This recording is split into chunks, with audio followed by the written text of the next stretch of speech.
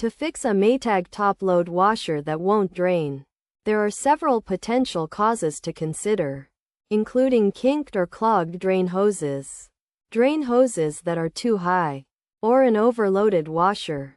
To address the issue, start by cleaning the drain hose.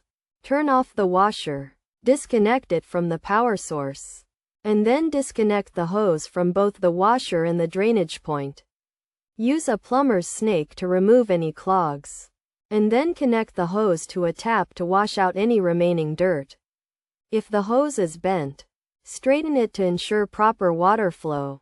If this doesn't resolve the issue, check the drain hose installation to ensure it is at least 30 inches from the floor and that it doesn't extend more than 4.5 to 5 inches inside the drain pipe. Also, avoid taping the drain hose and drain pipe together.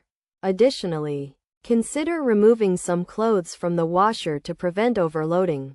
Turn off the washer, remove excess clothes, and redistribute the remaining laundry evenly in the drum to prevent off-balance issues during spinning. Be sure to check the user manual to determine the washer's capacity. By following these steps, you should be able to fix your Maytag top-load washer that won't drain.